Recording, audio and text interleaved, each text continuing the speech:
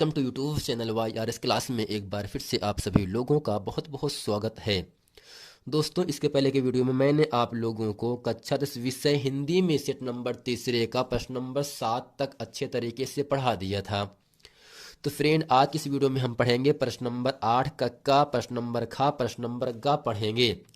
तो फ्रेंड, प्रश्न नंबर 8 का आपके सामने कह रहा है यहाँ से, पतिश्री देखत मंदोदरी मूर्छित बिकल धारिन खस परी जुबत वृंद रोवत उठ धाय तेह उठाए रावण पह आई।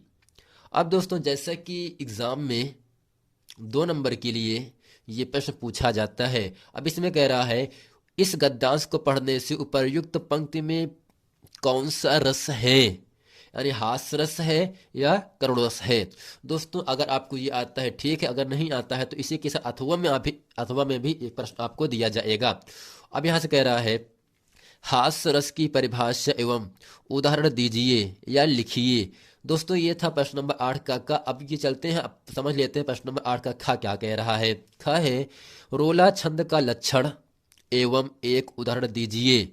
अब दोस्तों, इसी का प्रश्न नंबर का आपके सामने कह रहा है, निम्नलिखित में से प्रयुक्त अलंकार का नाम लिखिए।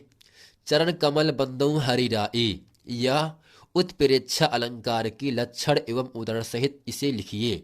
दोस्तों, आगे चलते हैं इस पूरे वीडियो में। प्रश्न नंबर 8 का प्रश्न नंबर जो का है, इसमें हास रस की परिभाषा और प्रश्न नंबर खा में रोला छंद के लक्षण एवं उदाहरण सहित स्पष्ट कीजिए इसको। और इसी के साथ प्रश्न नंबर का जो है, उत्प्रेक्षा अलंकार का लक्षण एवं उदाहरण लिखिए। आइए दोस्तों, चलते इस पूरे वीडियो में अच्छे तरीके से पढ़ते हैं। जैसा कि दोस्तों, एग्जाम में हास रस की परिभाषा जो है 10, 11, 12, 13, 14, 15, 16, 17, 18 और 19 में पूछा गया है। तो हम करते हैं क्या, सबसे पहले काली पेन से बीच में हेडिंग करके लिखते हैं हास रस, और यहाँ से हेडिंग करते हैं परिभाषा या इसका लक्षण लिख सकते हैं हेडिंग में। दोस्तों, इसमें लिखेंगे हास रस का स्थायी भाव हास है। दोस्तों, हास का मतलब हंसना होता है। किसी व्यक्ति के विकृत रूप, आकार, वेशभूषा आदि को देख करके हृदय में जो विनोद का भाव उत्पन्न होता है, यानी जो खुशी का भाव उत्पन्न होता है आपके दिल में, हृदय में, वही हासरस कहलाता है।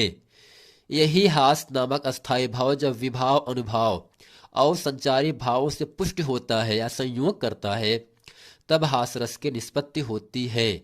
जैसे जैसे यहाँ पर दिया गया है, विंध्य के वासी उदासी तपोव्रतधारी महाबिन नारी सुख दुखारे गौतम तीतरे तुलसी सो कथा सुनि भय मुनि वृंद सुखारे है शिला सब चंद्रमुखी पर से पद मंजुल कंज तिहारे किन्हीं भले रघुनाय कजू करुणा कर कानन को पग उधारे। जैसा कि दोस्तों, इसमें लिखेंगे, अब विंध्याचल पर्वत पर रहने वाले तपस्वी मुनियों की इस सोच पर हंसी आती है कि श्री राम की शरण स्पर्श से यहाँ की सभी शिलाएं अब चंद्रमुखी नारियां बन जाएंगी। अब दोस्तों, इसको हेडिंग करके यहाँ से लिखते हैं स्पष्टीकरण। इसमें लिखेंगे अस्थायी भाव आपका है हंसी या हास, जबकि विभाव में आपका दोस्तों पहला आपका है आलम्बन, यानी किसको देखने से होता है, विंध्य के वासी तपस्वी लोगों को। अब उद्दीपन दोस्तों क्या है, अहल्या की कथा सुनना, राम के आगमन पर यानी राम के आने पर प्रसन्न होना, स्तुति करना। अब दोस्तों, इसी के साथ आपका यहाँ पर अनुभाव हेडिंग करते हैं, यहाँ पे लिखते हैं हंसना। जबकि दोस्तों संचारी भाव यहाँ से है स्मृति, चपलता, उत्सुकता आदि। दोस्तों, ये था हास्य रस की परिभाषा और उसका उदाहरण। अब दोस्तों, प्रश्न नंबर 8 का खा आपके सामने भी कह रहा था, रोला किसे कहते हैं, उदाहरण सहित स्पष्ट कीजिए। जैसा कि दोस्तों 11, 12, 13, 14, 16, 17, 18, 19 में रोला छंद की परिभाषा आपसे पूछा गया है। अब दोस्तों, यहाँ से हेडिंग करते हैं परिभाषा या लक्षण। इसमें लिखेंगे, इसको आपको अच्छे तरीके से याद रखना है, यह 4 पंक्तियों वाला एक सम्मात्रिक छंद है। इसमें 8 चरण होते हैं।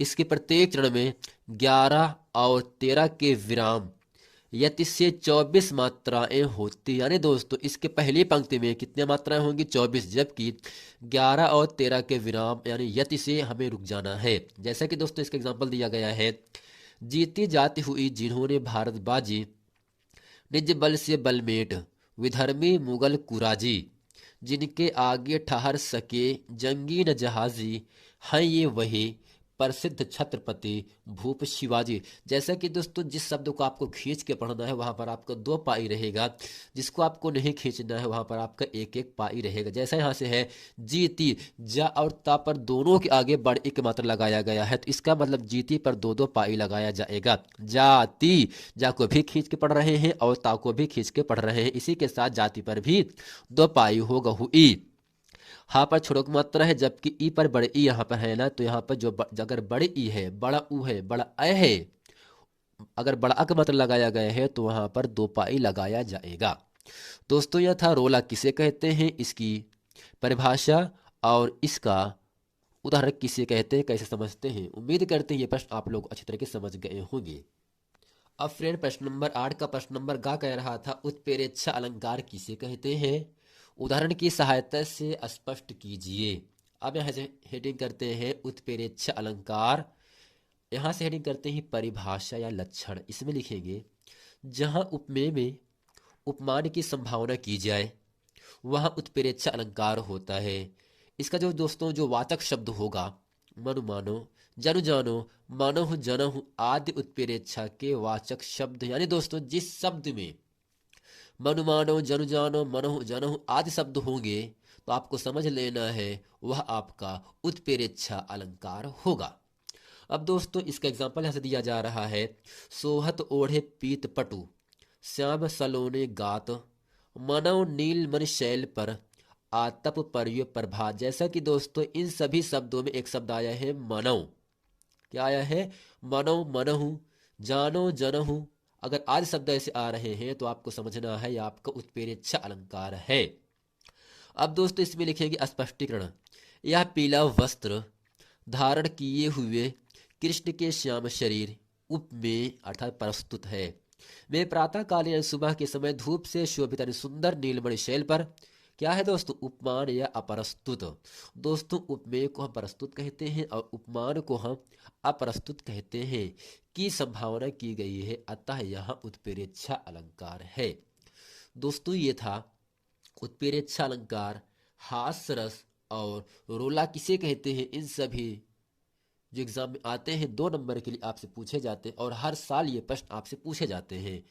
दोस्तों उम्मीद करते हैं ये पूरा प्रश्न वीडियो आप लोगों को अच्छे तरीके से समझ में आ गया होगा। मिलते हैं फ्रेंड नेक्स्ट वीडियो में, तब तक के लिए थैंक यू।